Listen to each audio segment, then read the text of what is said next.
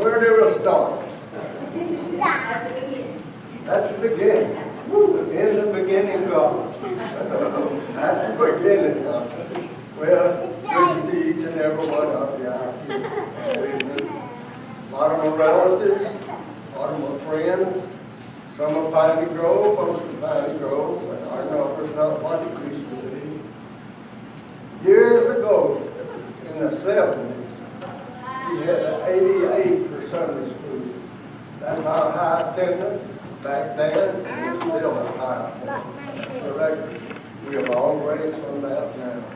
But nevertheless, this is the day the Lord has made. I got 2 or 3 things I want to say before we get into that history. First of all, I'm disappointed, but not hurt, that more of my relatives are not here. But they can't be. We don't have a grandchild here. We got 10 grandchildren. I believe this is the first time we kind of got together as a family and not a grandchild. But they are all either here or there. We have 8 grandsons, and they live in 7 different cities.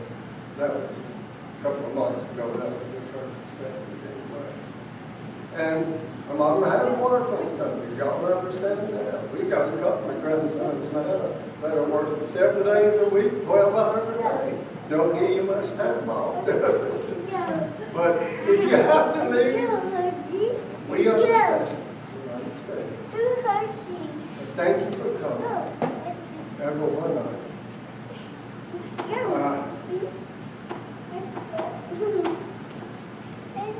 I said I was going to open with prayer.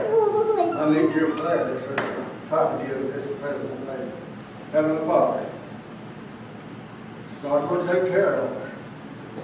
You have for 88 years. We're living proof of that.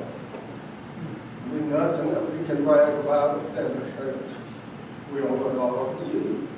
Thank you for every day you give us. Many, many days, many, many years. God is good all the time. All the time, God is good. Bless us in this service, Lord.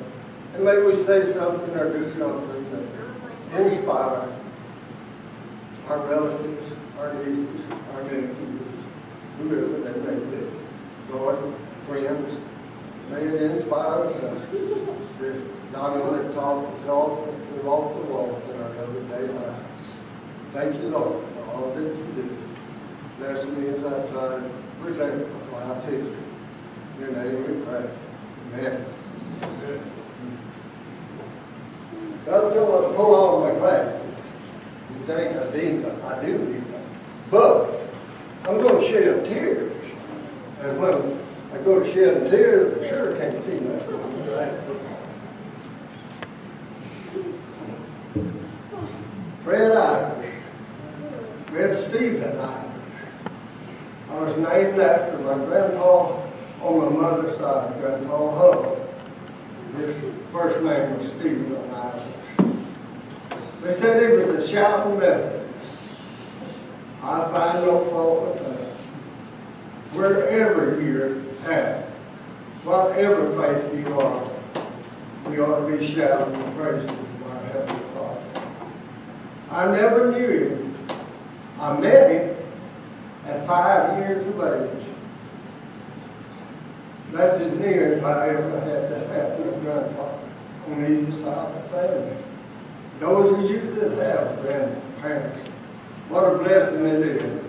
I feel blessed to be the grandparents of 10 children. Even though none of them. But my 88 years, to me, proves the theory that God is taking care of us.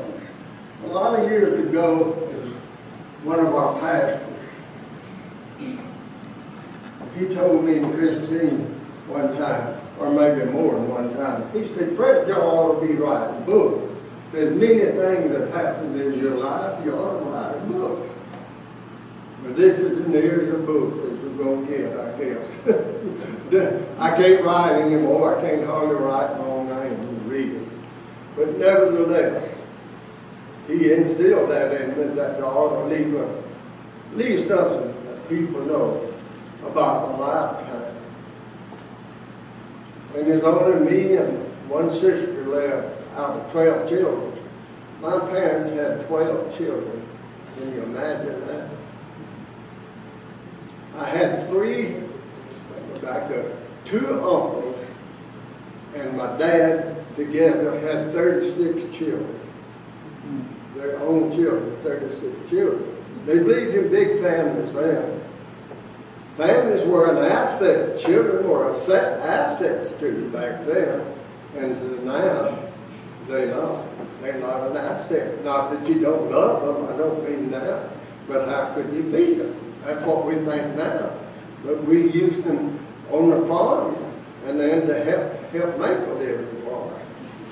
My dad had 5 brothers and 2 sisters. My mother had 3 brothers and 2 sisters. And if I don't mess up, I'll just name them right quick. My dad had Uncle Walter, Uncle George, Uncle Kilby, and himself, Uncle Ern, and Uncle Bill, and Aunt Coley, and Aunt Sally. And I knew all of those. They came to Arkansas at one time to see my parents. And my parents would go occasionally. Most of the time, not as a couple. They would go, Pop would go up, and he'd stay a few days. Then my mother, of course, that's when the last picture I have of my grandparents, was my mother and myself and Maxine, my youngest sister, went up there to see them before they passed away. But my mother had the 3 brothers and 2 sisters. She had Uncle Luther, and Uncle Douglas, and Uncle Delbert. She had a brother named Delbert, and my brother was named Delbert also, and 1 sister, and that was Nora. Mother Lola May. Well, I give you Mother Lola May. She's an unusual person. But out of the 12 children, I was a 3rd from the youngest. And I told someone earlier today that I was on a 33 when my dad died. But see, that was 20 years. Some of my brothers was 20 years older than me, a little bit more than that, brother and sister. So they could, they knew my grandparents, but I didn't because I was so far down the line. But born in 1929, year of the Great Depression, starting of the Great Depression. We didn't have electricity. We didn't have running water. We didn't have inside bathrooms. A lot of things we didn't have. We didn't have radios. I don't remember radios as a child, not even a radio. Certainly didn't have TVs and computers, telephones and all these things. But we survived. And we had fun. We didn't work all the time. I'm one of the few, I guess, that have good memories of the good old days. I have good memories of the good old days. We played together, we worked together, we went to church together, we made our own games, and some of the games we made was long ball. We played a game we called Shinny. I don't think I ever played that with you kids, but you'll get the point. It was a whole lot like hockey today. You had 2 lines, like 2 goal lines. You dropped the can in the middle, you chose sides, and you begin hitting with a grapevine limb that's got a crook on the end of it, like a ice hockey. And you begin packing. Caught every team got it across that line, scored a point. And then on you go. We played 10 getting down. We played sword fighting. We played cock fighting. We made up our own game. We didn't have the things you all have today that you consider you got to have. I'll get on someone's toes talking here. I don't have that in my script either. You go in homes nowadays, and especially if you're over waiting on a doctor to see, you know what I see in my age group? Click, click, click, click, click, click, click. They're not corresponding with one another. They got things to do. We didn't have things like that to do. I went to school my first year down at Russell School. Some of you, I thought, might know where that was. I'll eventually pick out what Carolyn had to leave. I think she was one of the older ones that would remember that. Manora might fit in that category, but that was down in what we call the river bottom, going your way to 27 Cutoff. When you leave Dale Landis store, when you leave the Blacktop, and you turn to go to 27 Cutoff, you go just a little ways and make a short left. And that's where the school sat, right in that corner. A one-room schoolhouse. One teacher taught everybody, from the first grade through the 8th grade. We didn't have running water down there. We walked up on top of that high hill where Marie Russell lives in that area and got water for what water we used.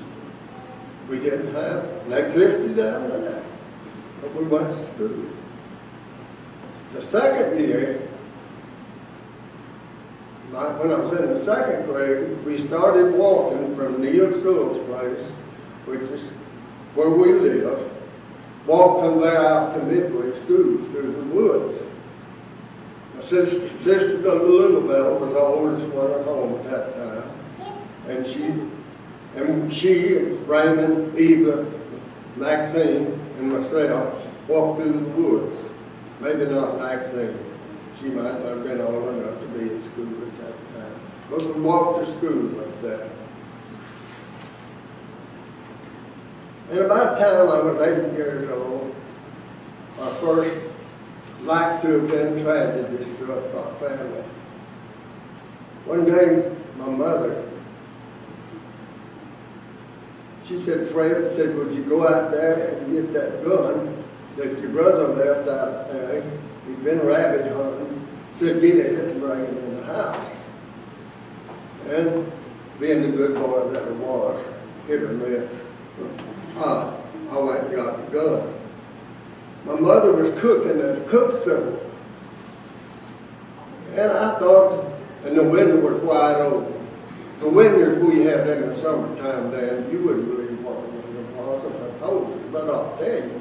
About 10 foot long and 3 foot high, made out of board. In summertime, at hens, you raised that board, and that was there. That we got during the summertime. She was standing behind the stove cooking, and I thought, well, it'd be kind of fun for me to make out like I was going to shoot at her. Well, I knew enough to cock the gun, I guess. But I didn't realize that it might be loaded. I pulled the trigger and burnt the hair on the side of her head. Right past there. I like to kill my mother. Mothers are dear. I've said for several years, mothers is the next thing to our Lord and Savior, Jesus Christ, I believe. Men don't stand a chance to compete against mothers. Proverbs, we read about the virtuous mother. My dad was a Baptist preacher. My brother next door than him, older than me, Russell, was a Baptist preacher also. And I admire preachers today. It's a special calling. Not all of us are called to be ministers, to preach the gospel, the Jesus Savior. So I was proud of them. But they weren't perfect. I learned to realize that. They made mistakes. You make mistakes. I made mistakes. But what did Jesus tell the Pharisees when they brought a woman caught in adultery before him? He says, ye without sin cast the first stone. The scripture says all of us have sinned and come short of the glory of God. But he said the wages of sin is death, but the gift of God is eternal life in Jesus Christ our Lord. And I like John 3:16. It says, God so loved the world that he gave his only begotten Son, that whoever would believe in him would not perish but have everlasting life. I like to hold it this way, and you can do the same thing. For God so loved Fred Ivers that he gave his only begotten Son, that if Fred Ivers would believe in him, Fred Ivers wouldn't perish, but he'd have everlasting life. In the revival that my dad was preaching at, with a good friend of his, and a good friend of mine. In fact, he married Christine and myself when we got married. Cecil McVeigh. During the revival, I was 9 years old, and I felt God knocking on my heart's door, and I accepted him as my Savior. A lot of water has gone under the bridges. I've made many mistakes, but the devil has never backed me up past that time. God is good all the time, and God will take care of it. Not too many years till we consolidated our school with Lewisville School. I didn't tell you this, but back as a younger child, we got to go to Lewisville about once a year if we were lucky, Joe. That's true. My dad was a cotton farmer, and he carried cotton on a wagon and mules, carried it to the gym in the fall of the year. And about 6 of us is all I remember being at home. The older 6 had done grown up, They're my brothers and sisters and all that. They were one of them, but they'd already grown up and married. And so, if we got to ride to town and stop at a little store and get some bologna and crackers and something to drink, boy, that was a treat for us.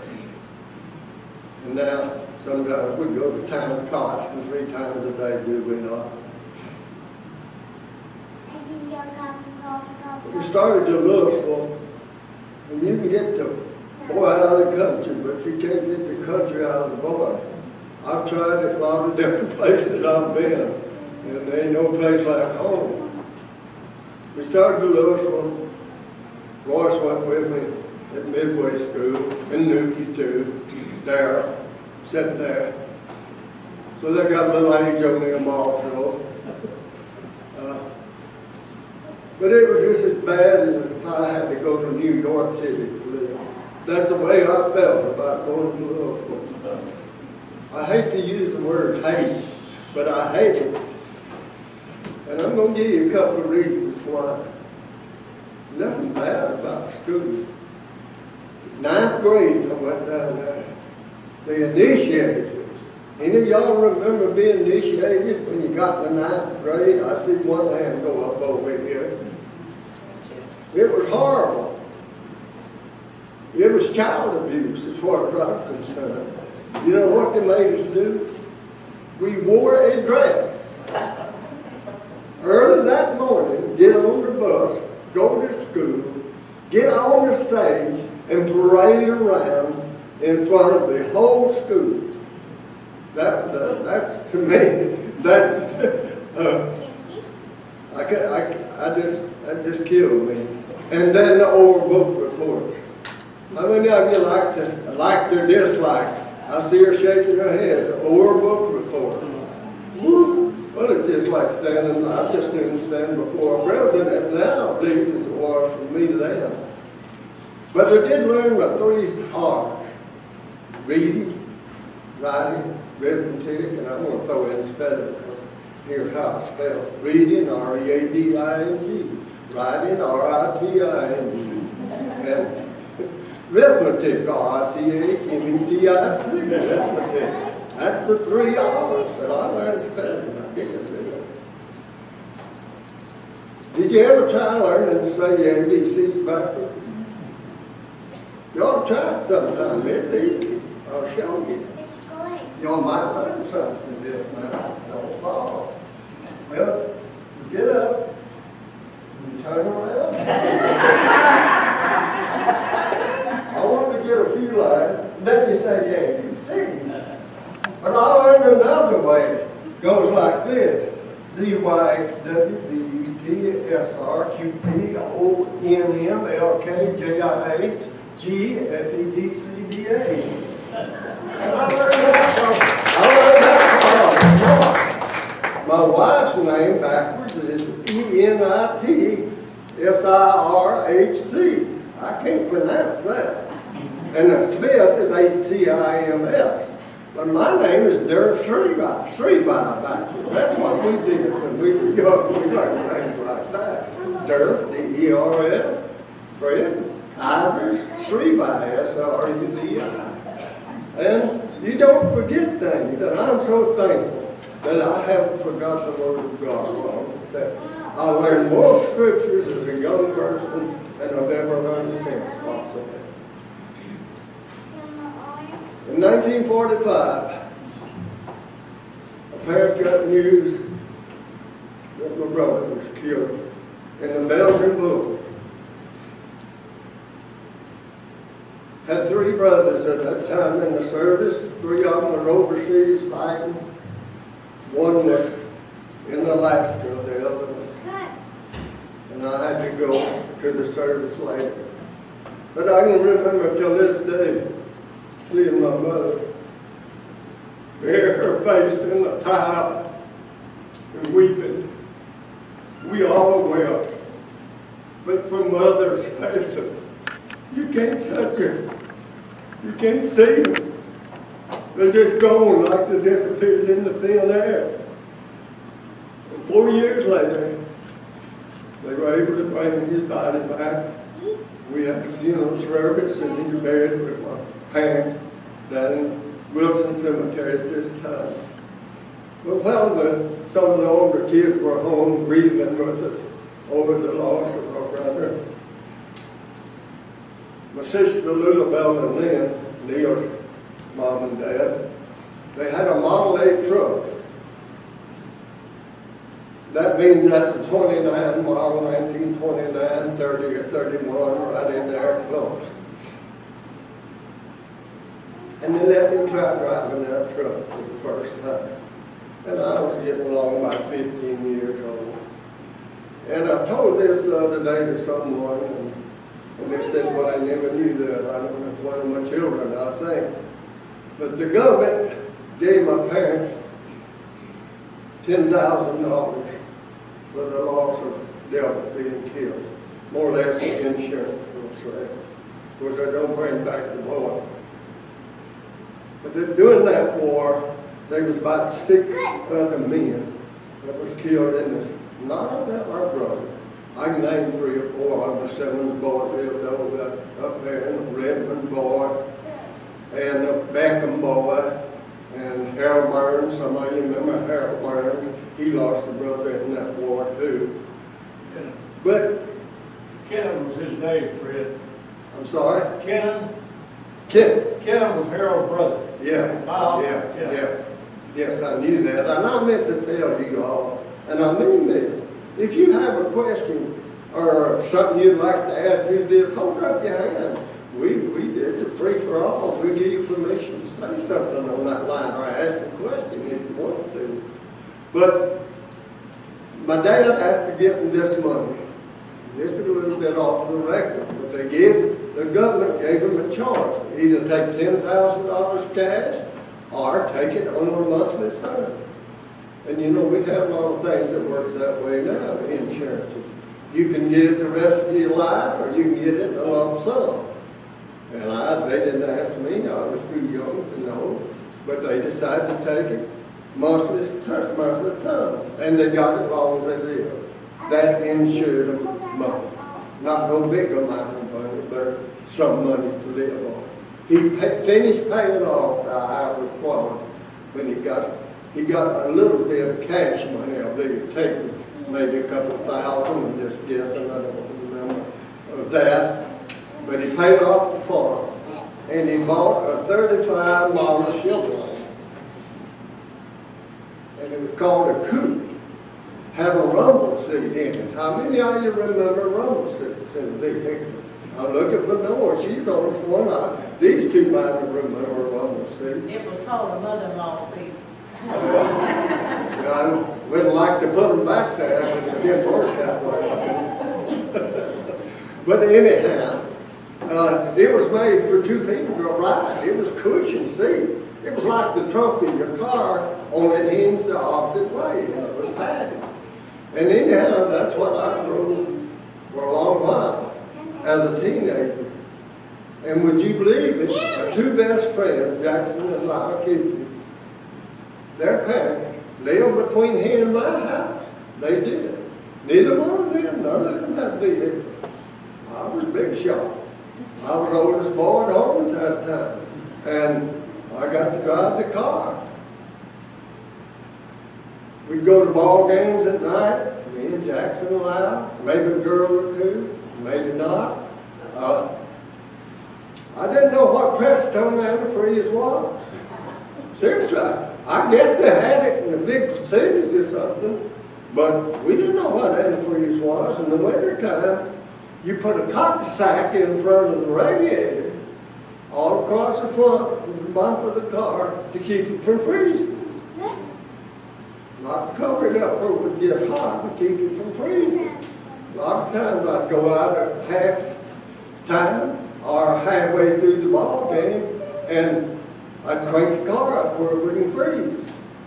Till I got home. When I got home, I had to drain the radiator. That's a good part of my time, a good old car. But the first little wreck I ever had, and the second little wreck I ever had, both of them were minor enough there was no police call. And they were just very minor. I turned the 35-mile Chevrolet car over on this highway out here. It was gravel at that time. They were fixing the blacktop. They rolled the gravel up in a roll before they spread it out. And the dirt was more to one side than it was in the center. The gravel had rolled up. And it kind of forced me real close to the edge, and the front wheel dropped off. And it was right there in Randy Stewart's pasture.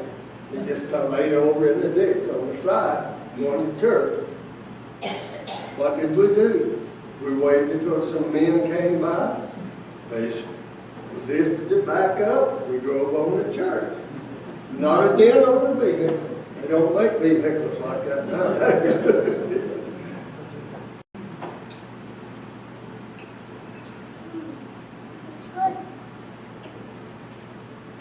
Wasn't too many years after that till my dad bought a brand new truck, Dodge truck, black and red. I was more proud of that vehicle than I've ever owned since. And I owned some new, but I've never been that proud. I took care of it. I don't mean I loved it, but I was proud of it and appreciated it. A lot of my friends would say, how fast would it go, Fred? I said, I don't know. I haven't tried it. And I didn't. Never tried it. Jackson was one of my good friends. Me and him and Lyle run around together. And, well, I was dating some at this time. And especially when I got that new truck, you know. And David K. Haynes' son, Joe Harden, Virginia Clark, Virginia Mons, Harpendale Jones, some of you guys will remember some of them people. But Jackson, he was against her, so he said, you know, but he finally married her. But he told me, I got that new truck and I'm still, I hadn't told you I met Christine on one of those excursions up to Swing Hill, Arkansas. Me and Lyle together went to a ball game and we met a couple of little girls named Christine Smith and Wanda Cox.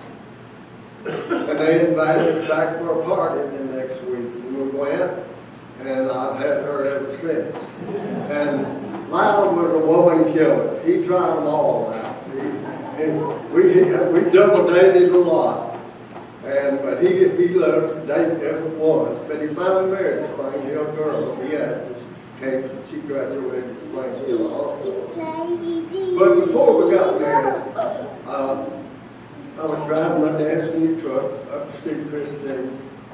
And Jackson says, Fred, the road was terrible up to Piney Hill. But every time I went up there, you was lucky if you got back home over this old slick red hill. And I'd have to get up speed to hit that hill so I wouldn't spin out before I get to the top. But anyhow, Jackson says, Fred, says, I wouldn't put that new truck on that road. Says, if you got to see that girl, says, park it on Highway 29 and walk in there. That was his idea, of taking care of the truck. We got married on May the 26th, 1951. Our honeymoon, we got married in Hope. Our honeymoon, we came to Lewisville and went to a movie, came home and went to bed, got up the next morning, went to church, which was Sunday morning. Monday morning, I started following the team of music in the field.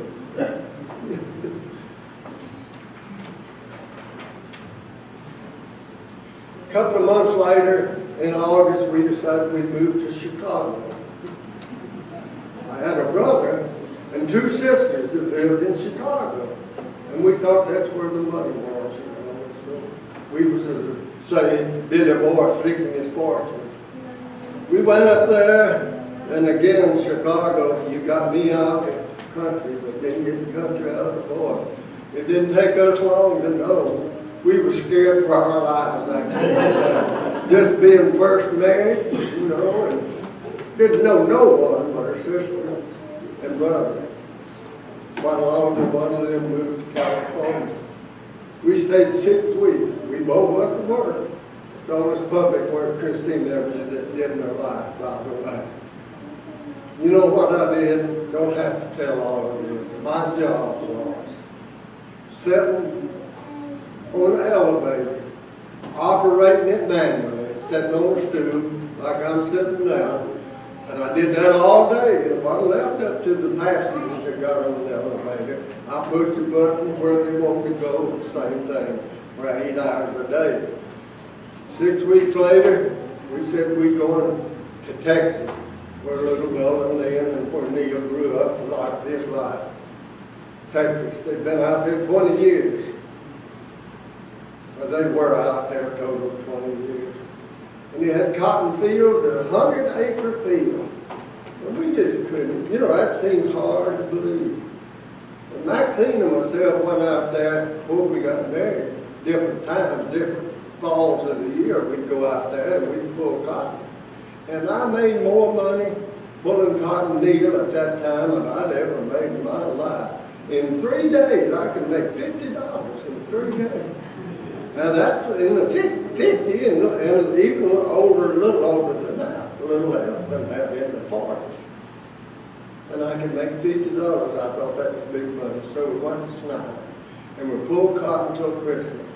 And we came home for Christmas. Most of the children are all still together at home.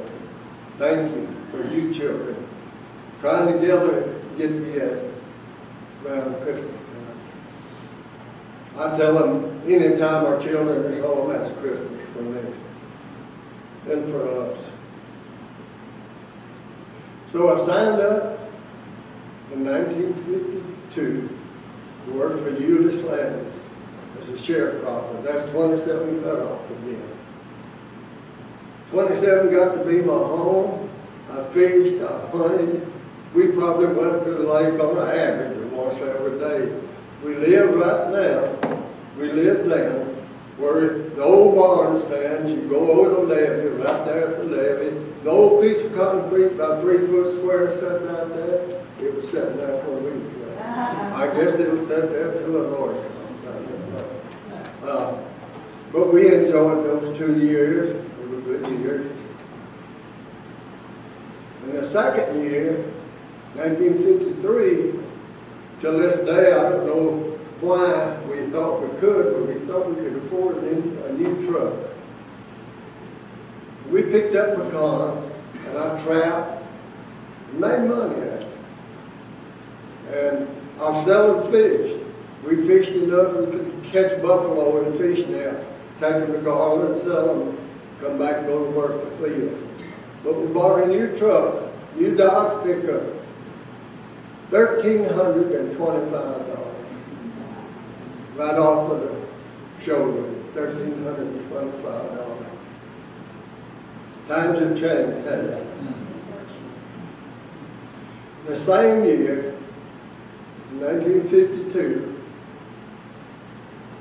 we lost our first child. We didn't have a vehicle. We got back up. It was we had the baby before we bought the truck. Right after the baby came, we bought the truck. But we had it laid up with the neighbors across the field, and we could borrow his Jeep pickup to take her to the hospital when she got sick. Half a mile, I ran over there, borrowed his truck, laid the vehicle, got Christine, come by my mother's house. Where's Piney? Where's Piney? I can't see her. Is she back there? Where Piney owns now, which that's where I grew up most of my life. Me and my mama and Christine went to the hospital. I don't blame the hospital and never had. Blame them. A lot of years ago, 1953, they didn't have the equipment they have now. My baby was born backwards, and they didn't know how to handle it. They didn't start handling it soon enough. They finally came out and said, "We lost you, baby. It was too long in the birth canal." Christine went in the shop, was in shock already before the baby came. Next morning when I seen her, she was having convulsions.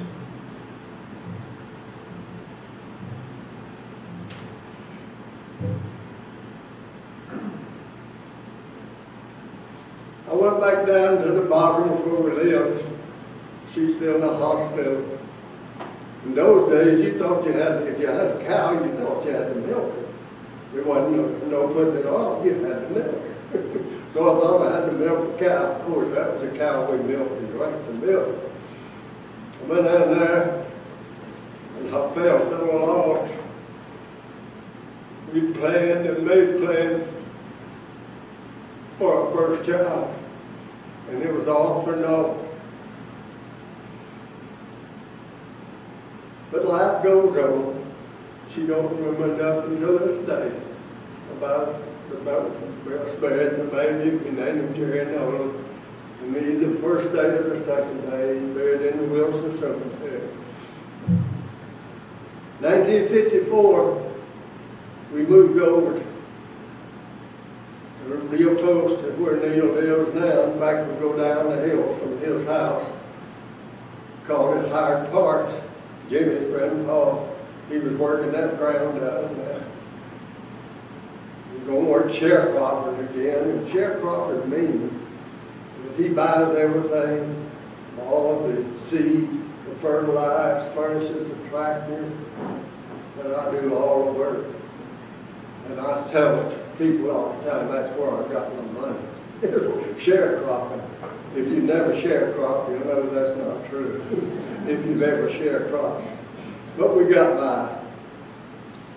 But we moved over there, worked for Hyde Parks, and he had bought a brand new Ford Jubilee tractor. 1954. Do you know what I got at my house now? I got a 1954 Ford Jubilee. I use it regularly.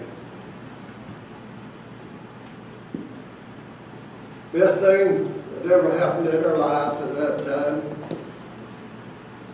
we had the birth of another son. His name is Rodney. Rodney went to the Ivers family. January 55. I got a letter from Uncle Sam. Y'all acquainted with him? He says, "Greetings. You're needed in Uncle Sam's service. Report for duty April 20th. That time, had a wife, a baby, my parents, my dad and my wife and baby carried me to Edwards service station here in Lewisville. I caught the bus. Didn't know a soul. For an old country boy, that's not easy to take.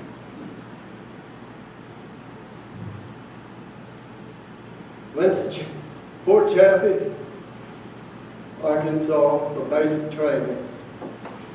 How many service guys we got here today? 1, 2, 3, I see. Basic training, y'all enjoy that? It's an experience, isn't it? We got to bed between 11 and 12 o'clock at night. We get up 4 o'clock in the morning. We took rigorous exercises. Some fell over the wayside, too hard for them. Some had to start over because they got in trouble. My brothers told me to keep your nose clean. You didn't want to go to the service,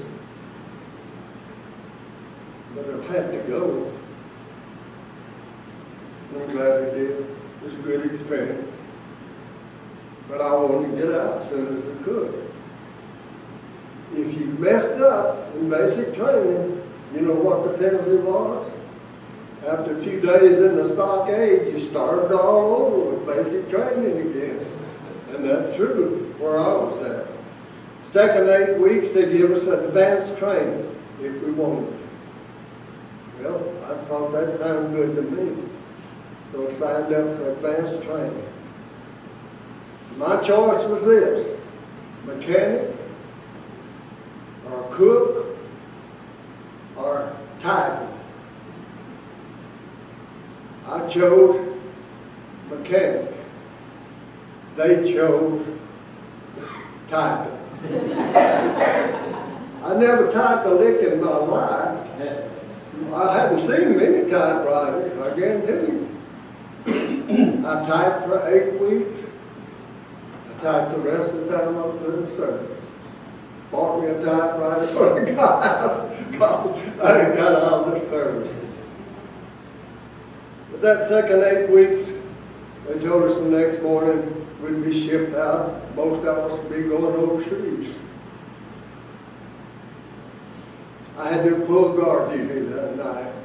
We had inspection. I didn't tell why we were so late getting in bed at night. They had you doing something. You took a coat hanger and raked between the board floors. That's in the Army, not the Navy. You do it, it was clean, but you done it again anyway. Anything to keep you busy, and it worked. When they said jump, you jumped, I guarantee you. You said fall out, you remember this probably, we'd fall out of our beds, 4 daylight, we'd fall out, you stand at attention out there. And the last one out, you can bet he's going to pay for it. And the whole outfit would have to go back in and do it over again. And the next time, you make sure you run over somebody getting out there because you didn't want to be alive. And that's the way it went. But I had to pull guard duty that night. And I prayed and I said, Lord, I don't want to go overseas. I lost a brother over there. I had 3 brothers besides him. And I got a wife and a baby, and I don't want to go overseas. Prayer was answered. The next morning, they began calling the names alphabetically as they did. And they got down to the I's, and they skipped my name. And I wondered, well, why did they do that? Was it an oversight? In my mind, that's what I thought. And when they got completely through, they said, you men that we didn't call your names, you're going to be stationed here in the United States. The rest was shipped overseas. So God answered prayer. They shipped us out to Anniston, Alabama. Christine was up there with me part of the time in the second 8 weeks. He was driving the Dodge truck we bought in 1953. And this is 57, 56, rather. I shipped us to Anderson, Alabama. Again, we didn't know nobody.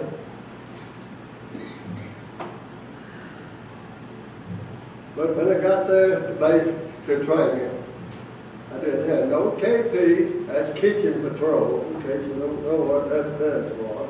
Didn't have no inspection, didn't have no guard duty.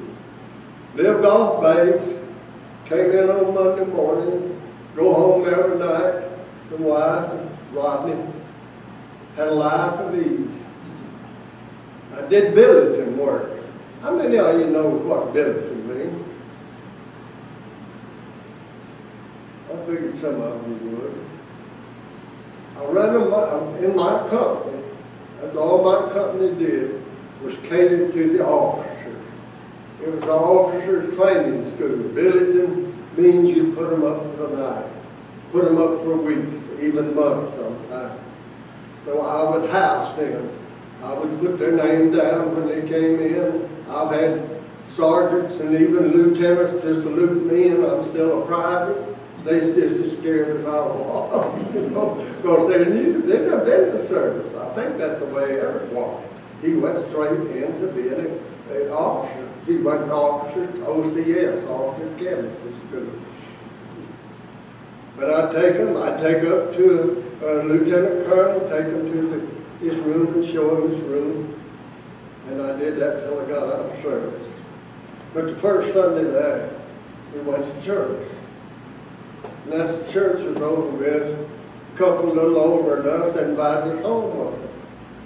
And we take them up, and they had a couple of youngsters between, they were teenagers, a little younger than us, and a little older than the people that invited us home with us.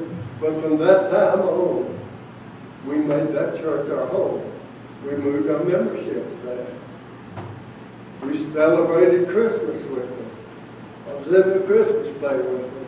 As I was remembering this, I remembered I was in one of the plays. I was the angel Gabriel that came and said, "Behold," you know, can't think of it right now, but the angel appeared to us.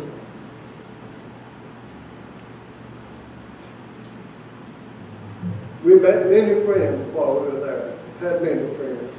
This is a little bit off the wall. I could say that then, but I can't say it now. I'm not proud of it, but there's a black fella in there. He said, "Ivers,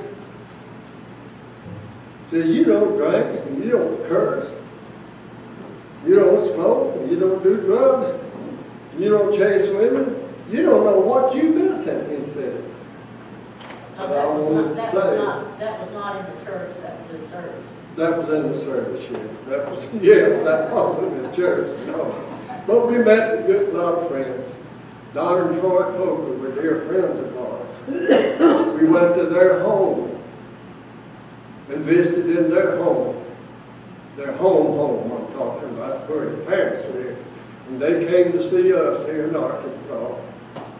And Donna died at an early age, and Troy, last few years, tried to call him on Christmas times, can't reach him. So we presume he's gone, can't get in touch with the son, so we figured that he passed away. He had a heart problem. But we got ready to get out of the service. So hard to leave that church, just like it would be to leave this church. You all know that, you've done that. But that's what the Lord teaches in this church covenant over here. When you leave one church, go to another church and be active in the Lord's work. Honorably discharged, moved their church, our membership to Anderson Baptist Church, which is up in Spring Hill, Arkansas, where Christian folks go. And we still go up there on a regular basis. That year, I worked for Dale Landis. He ran the store, was running the store when I was working for him. We worked the land between the store and 27 Cutoff. And again, I was back to my old stomping ground. But it wasn't a good year for us. We gave up on farming, but we did have one good thing happen that year. Had another son born to us. Jackie sitting back here. Jackie, welcome to the Ivers family. You got yourself in a mess when you got here.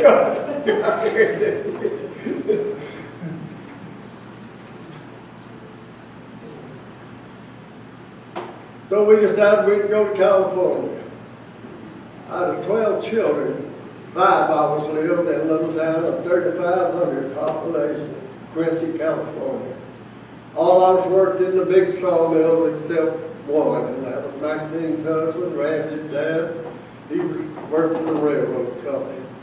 We worked together, we played together, we went to church together.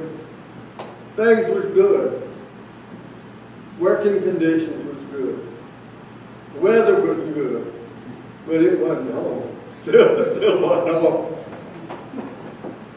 But we moved a membership out there also. Taking part in church. First year out there, 1958, my brother lived out there, had a son, right out of high school. But not less than a month, I think, out of high school. He just went to work for the forester. He was killed suddenly in a car accident. He and a friend had been out. I don't know where they'd been. They veered off in a short, shallow ditch, but the car turned over on its side, and then somewhere another broke my nephew's neck. No one out in the desert place. The other guy just got a scratched thumb on the other boy in there. But that was hard to take. It was the first loss in the Ivers family, Brother Pearson, the Ivers family. Except the other.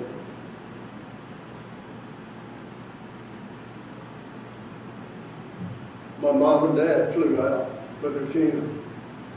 That was a new experience for them. It had been new for me at that time too. But they flew out. Fall came, the mill shut down, the sawmill. And I guess you can imagine why. And the snow got so deep on the mountains and all. They couldn't get the big logs out of the mountain. Then in those days, the big trucks come in with huge logs. They had one in the fairgrounds. I could stand up and do this in the diameter at the end of the log and still not touch the top of it. But Rodney and Barry and Christina and myself went back out there 3 years ago. We got up on the stump. When the 26 foot wide the stump is. That's hard for you to believe if you've never seen it. These are poles and saplings that we work up around here. We worked in the sawmill, I did, and the big cedar mill. They call them cedar trees, but they grow big and huge out there, like the fir trees. They'd be so big you couldn't get them through the sawmill door. It wasn't a door that came up on a chain, and you'd have to take a chainsaw and saw off the rough edges before you could even get them into the mill. But we came home in '58 because there wasn't nothing to do out there, and I started trapping. Trapping was an art if you never trapped. Fun. Don't make too much money, but that year I made as much money trapping here in Arkansas per week as I was making out in California. And I enjoyed it much more. I guarantee you. That year I caught 57 mink. And that within itself is several $1,000s worth. And I'm not bragging. As far as I know, that's the most I never heard of anyone catching that many mink. Mink are scarce in this country. Come the first of this year, 1959, we didn't want to go back, but what else was we going to do? Well, the second day of January, we had another addition to the family. She's sitting over there, Cindy. Welcome to the Ivers family. So we had 3 children. That year, while we were out there, we got the news that my dad had cancer. He was 75 years of age. And he had prostate cancer. We got together as a family, us brothers and sisters. I did the calling, and in those days you could call the doctor. And you could get a doctor personally and talk to him. I called the doctor. He says, your dad may have as many as 3 years. He says he may not have it 3 months. So me and Christine made up our mind right there. We was coming home, son. We was coming home. So in that fall, we came home. I was 30 years old. Lived across the road from where my mom and dad lives, where Jennifer owns now. Joined Piney Grove Church 59 years ago, Joy. 59 years straight we've been here. I was here, I remember here as a child also. But for the last 59 years we've been here. I don't think we'll be moving our membership very soon. Except up this way, to heaven. I started to work with Pete Hampton. Some of you remember Pete Hampton. Ross, you and Darrell remember Pete Hampton. Yeah. Bernard, you remember? He was our ice man at one time, but he got into carpenter work. He lived right on top of the hill. Randy owns the place now. Just before you get to Florida, carpenter. I started doing carpenter work with him. I worked for him along a while, and then I got the job, chance to go and work for the school. Drive the school bus every morning and every evening. I tell them it put gray hairs in my head, driving that school bus and the kids. But I tried worse than that, it just made me bald-headed. But I'm not going to lay all that on your children. They're kind of hereditary, you know. That's something to do with it also. But I was working for Pete. He's another good man to work for. Never a hard word. One thing he told me, Christine and I and the Ivers family, I guess, would say is noted for having company. I love company. Y'all come see me sometime.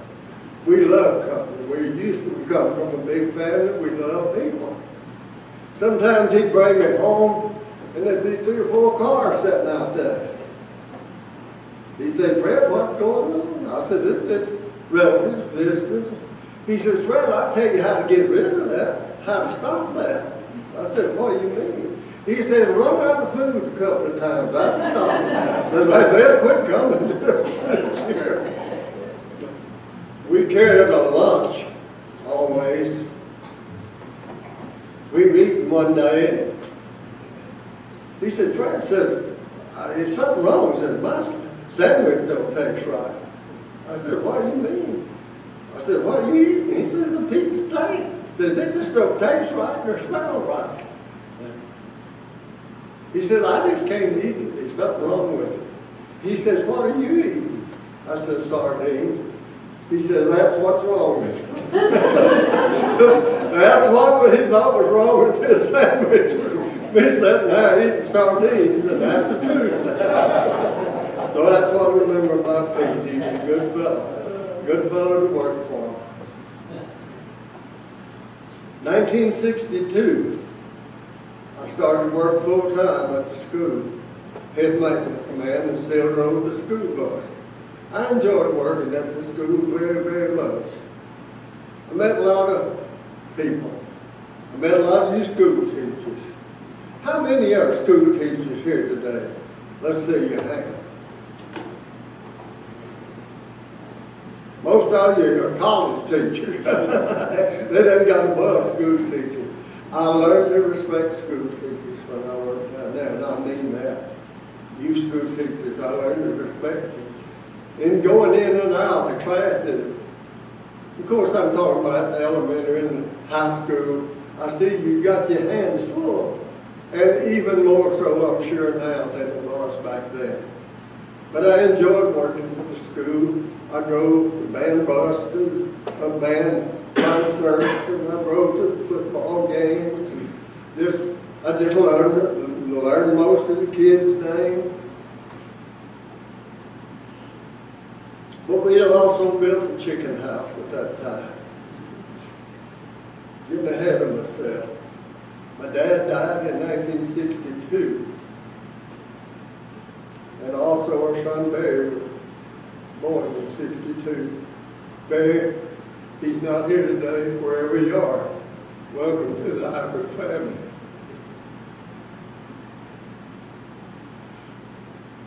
But we built one chicken house. I wasn't going to tell you guys that's raising chickens now what it cost.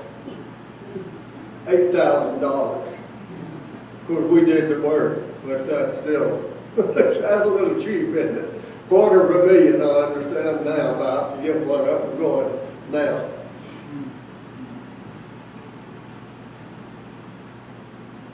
So in 1963, we moved up on the hill where we are right now. And that's 50-something years we've been up there. We added on and built the first chicken house. Our children grew up with chicken houses. They had work to do when they came home with me. We fed with a wheel bar, what we called a hog feeder. You dumped it, wheel bar after wheel bar. A house of chickens could eat more than a herd of grown cattle.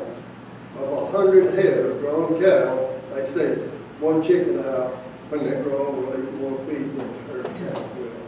That sounds hard to read, but you can figure it out. That's what they told me. So that, the next few years, we raised children, we raised cattle. What else did we raise? We raised chickens and cows and children and cane. Y'all know what raising cane is? That happens a few times, don't it? We have some friends that said we don't fuss, we just have heated arguments. So, my mother was a mother of 12 children. She had 33 grandchildren. She held every one of them in her lap before she died. Scotty was her youngest grandchild, if I've got that figured right. And he was born just before she died in 68. She's 75 years of age. Then we began losing a sibling. 10 years later, Uncle Ernest passed away in 1978. This is a hard part for me. I lost 7 brothers, 3 sisters now, and my mom and dad, and I've been to the funeral, the graveside of every one of them. And it don't get no easier. It don't get easier because of love. I lost 3 brothers, you sons, you young men, at 63 years of age. I lost 3 of them at 63 years of age. I lost 2 more at 66 years of age. And the brother that was killed in the Belgian bush was a single boy. He never married. He was 26 years old when he died. And I had one brother, we call him the run of the family, Uncle Homer, lived to be 74. And here I am, 88 years old.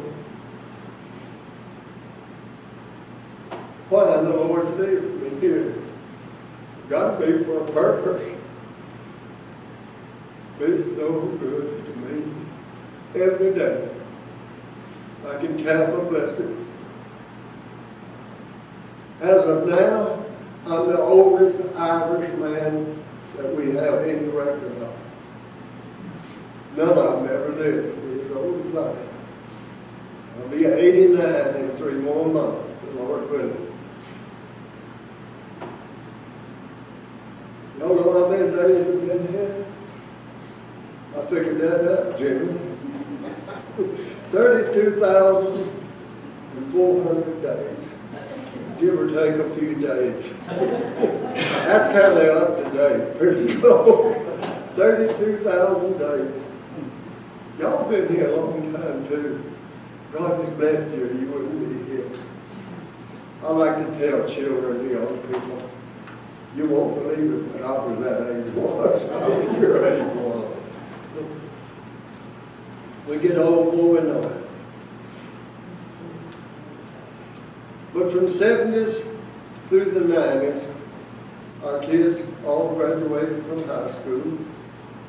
They all graduated from college. They all got married. And they gave us 9 boys and 1 girl. Got a baseball team on the boys.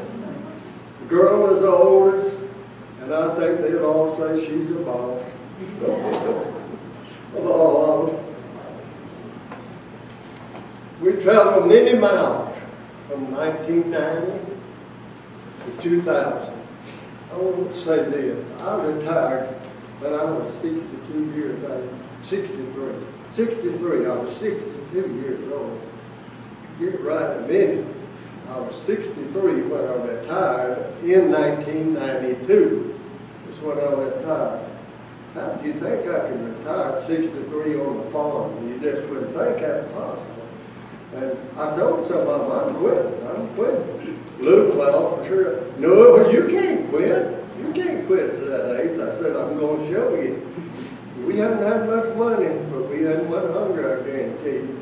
We have 3 deep freezers right now. They're all full. We borrow from the neighbors sometimes and put stuff in this deep freezer because we don't have room in our hearts. But we started traveling a lot. I had a customized van. The 3 sisters, and Christine and myself, traveled a lot of miles together. Sometimes the husbands would go, but most of the time they had to work. Or do other things, maybe they was fishing.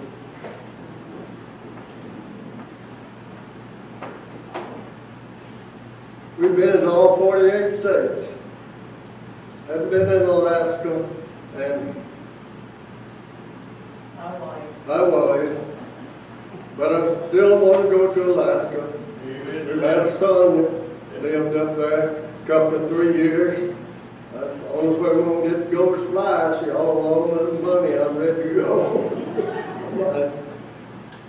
But we've been in Canada. We've been in Mexico, seen the Pacific Ocean, seen the Atlantic Ocean. We've seen the Continental Divide. We was up on a mountain in Rocky Mountain National Park in Colorado. If you spit on this side, it runs into the Pacific Ocean. If you spit on that side, it runs into the Atlantic Ocean. You ought to see God's creation. It's a great country. It's a great nation that we live in, is it not?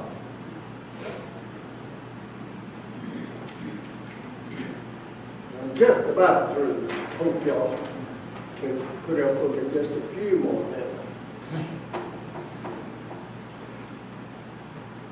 Been through Death Valley. I left that out there. If you've never been through Death Valley, you missed a treat. Because if you wasn't thankful, you'll give thanks to get out, to get out of that place. The sooner you can get out, the better once you get in that place. But I'm glad I'll sing it a couple of 3 times. Well, I thought I told them, and I knew in telling this, it seemed like more hard times than good times, but not so at all. God has been good to us. Oh, so many good days. And every day is a good day if you're alive. Now I can wake up and say, thank you, Lord, for this day. I don't know about tomorrow, and neither do you all, but I know who holds my hand. God will take care of you. In 1999, once of our grandchildren was at the house, and some of them won't remember that.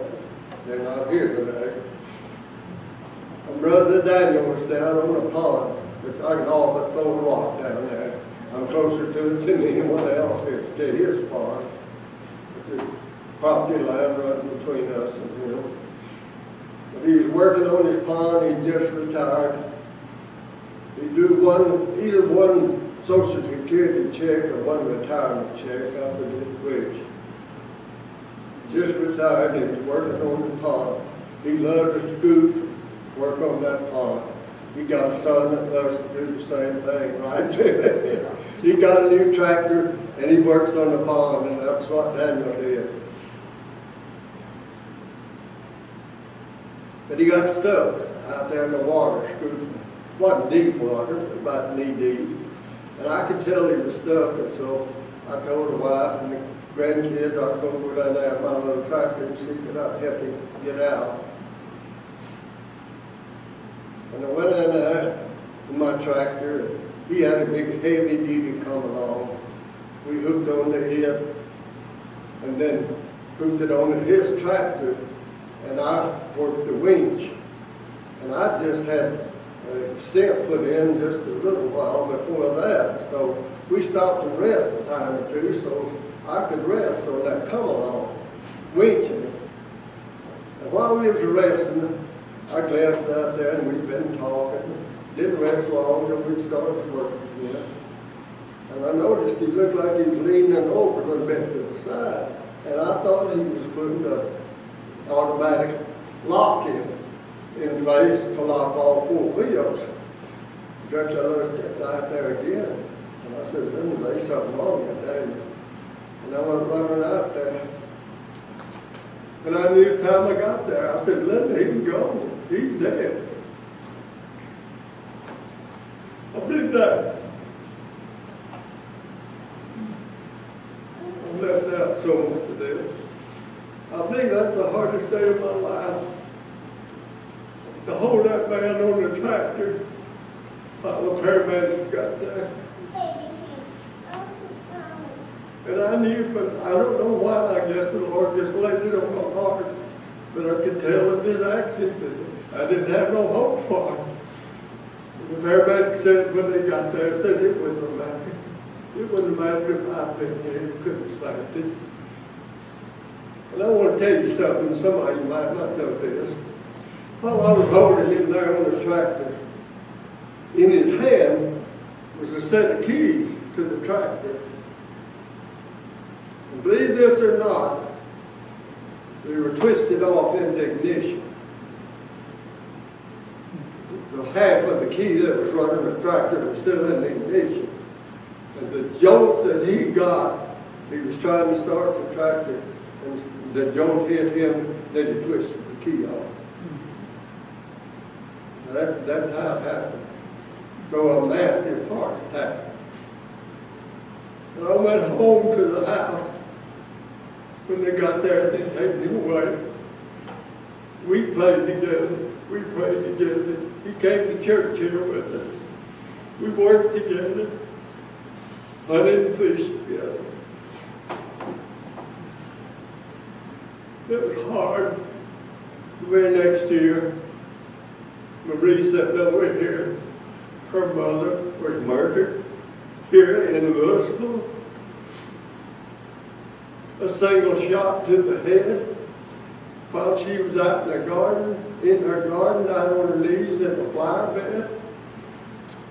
And someone felt the need to kill her. When they called us and told us that she'd been shot, she'd had a lot of heart problems over the years. She was right at getting close to 90 years of age. I told Christine, I said, she can't live. she's had too many complications along with being gunshot. When we got there, they fenced it off. I said, I want to see her. They said, you can't, she'd go. And that was so hard.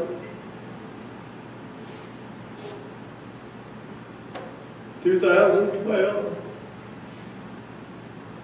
we lost Little Bell.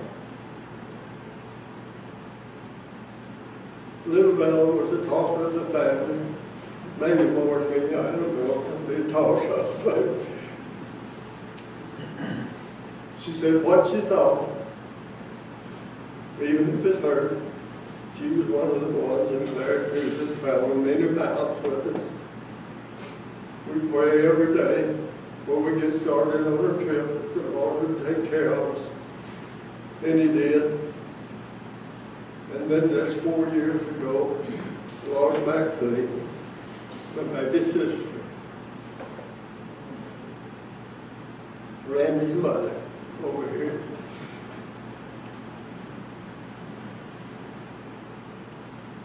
And as I told you up front, it don't get no easier. Life goes on, folks, until the Lord calls you home. But every day is the day given to you. Whether you're young or old, the young will die and the old may die. 19th of April this year, we'd made plans 6 months or so ahead to go to 27 cutoff on that day. Fishing. Which we usually do. We've been doing for several years down from there. Christine and I went on the 19th of April, got the tent all, the camp all set up much as we could. I used it without the lines. I fished a lot over the years by myself. We just don't ever do that anymore. I didn't promise nobody but the sheriff. But anyhow, I got the lines all out, Royce, and got the other thing in the boat, and got ready to crank it up to come in. It was just about dark. Thought I was through for the day.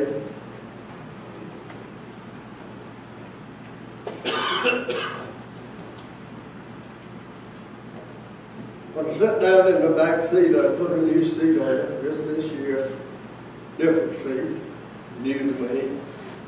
It broke, came loose from the boat. And I guess I was leaning to one side, or when it broke, I just went way to this side.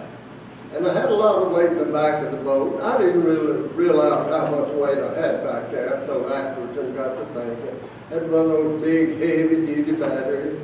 My motor, my trolling motor, my light, and another little light battery also. And it began taking a little water in the corner of the boat. And I couldn't reach the other side because it was too far, because I was wheeled this way. I grabbed the paddle. You can't hook much with the paddle, you know, and so I give up on that. And if I turn loose from everything, it won't fall in the lake. Well, that's what I should have done, because the boat wouldn't sink anyway.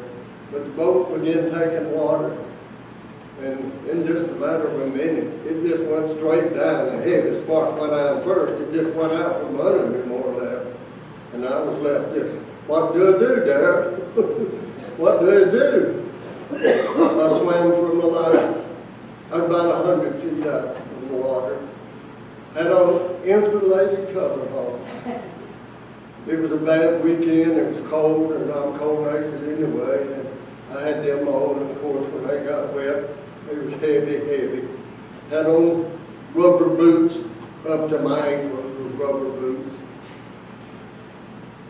And I didn't get excited. I didn't tear it off until I started swimming. You know how long you not do nothing until you start swimming. They're going under one, but I don't think I went under completely. No time. Because when the boat was out from under me, well, that's when I made my decision. And I said, Lord, I need your help. And I swam and swam, and at my age, I hadn't been in swimming. I don't know how many years it is since I've been in swimming. It was kind of like riding a bicycle, you don't forget how. I swam, I got tired, and I had sense enough to kind of get over on my back, kind of rest that way, and I did that 2 different times.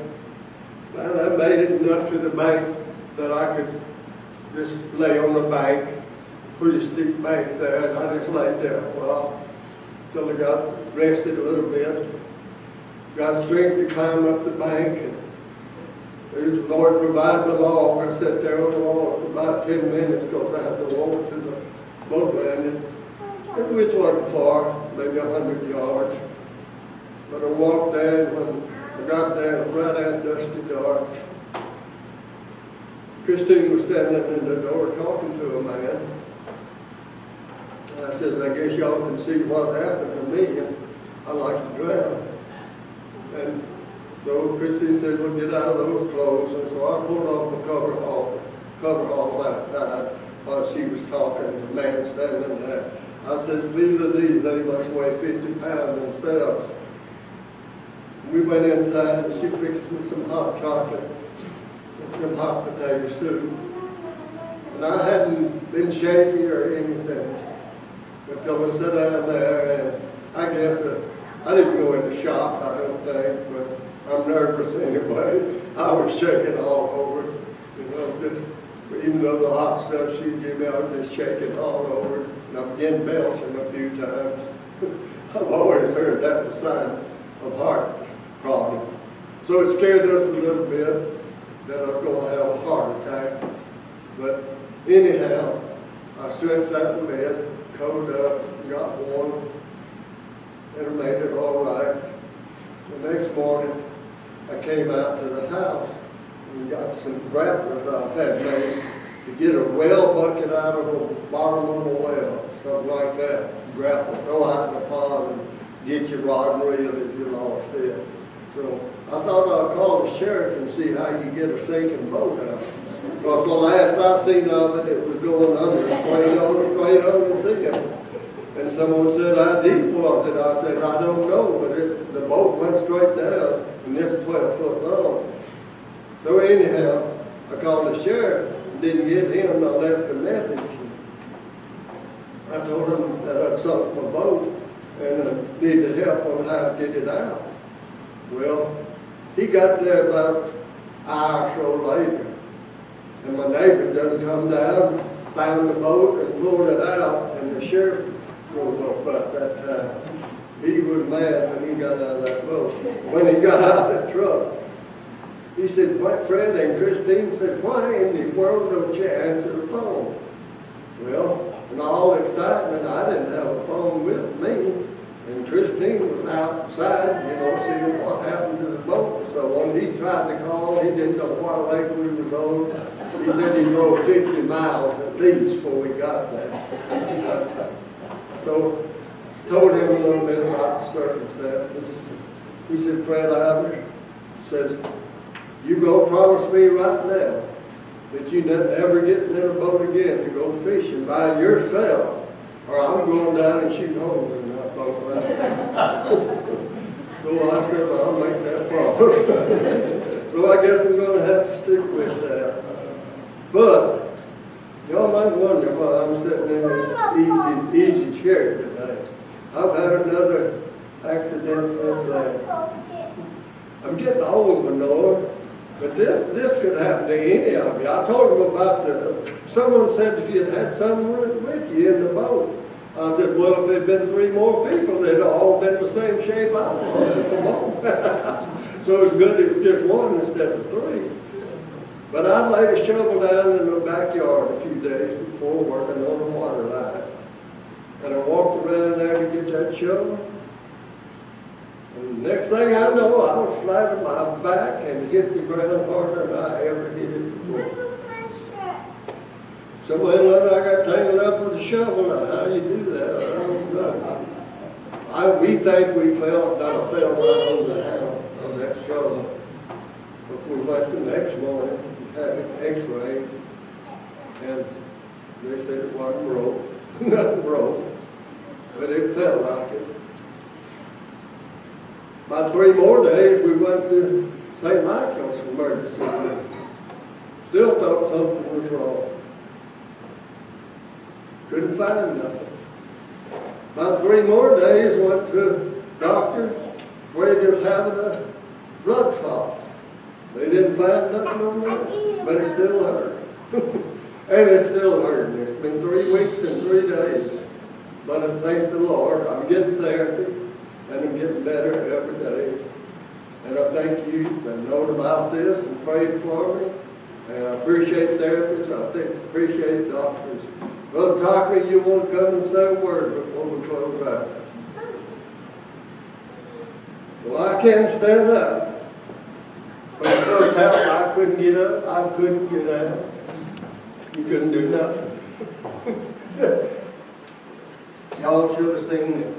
Daddy, you want to say something quickly about your harmonicas? I know you had them up there. Oh, yes.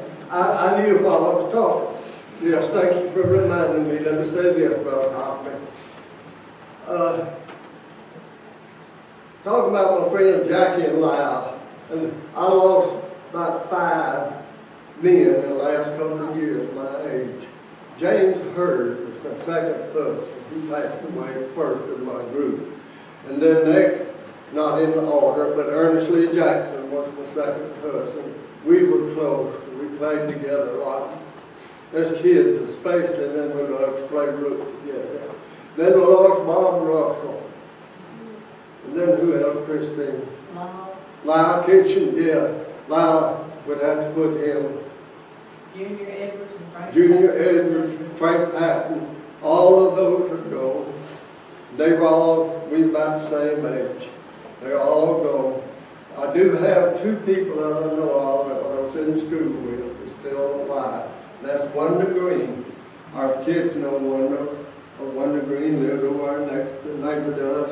And then a man, Vincent Anderson. He lives in Texarkana. Do y'all remember the name Vincent? Darryl and Lawrence? He didn't go to school. He went to school at Midway, but not for long. When we went to Lewisville, he went to school. What was his name again? Vincent Anderson. Oh, we see him all the time. Yeah, that's right. Yeah, that's right. Y'all see him. He's kin to the Joneses. Yeah. Basketball, them. Well, I'll get to my story here in a minute. But anyhow, one of my friends, Jackson, in the meantime, about the time me and Christine got married a little bit before, he was in the Air Force. I learned his number because I wrote him letters. You know, it's fun.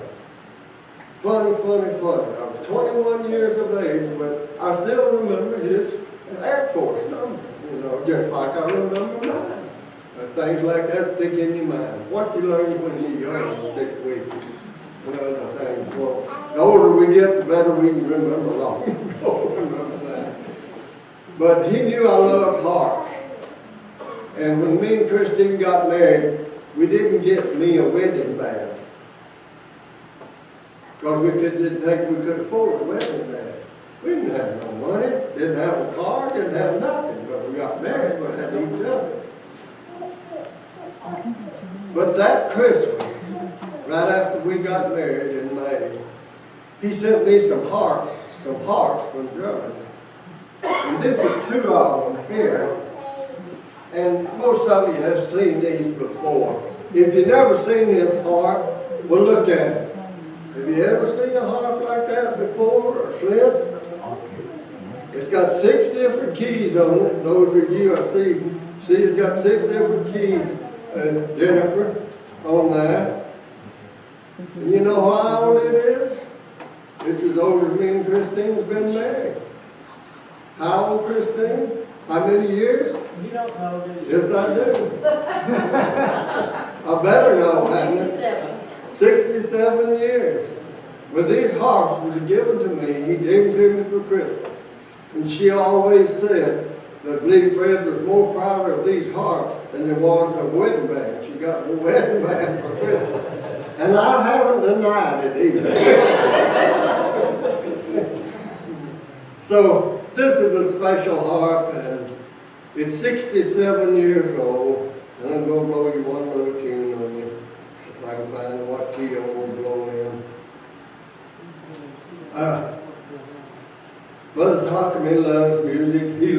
key of G, and I do too.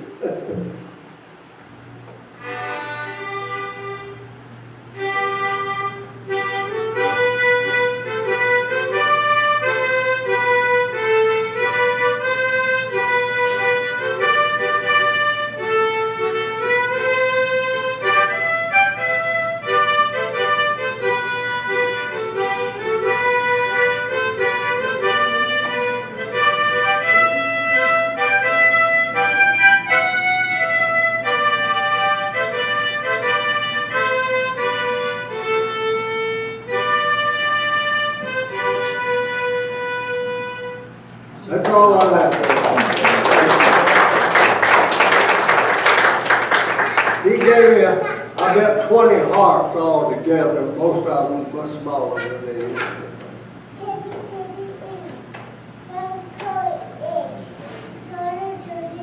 Get out of here. I was, that's something away. Get over another pillow right here. I just told you somewhere to tell her.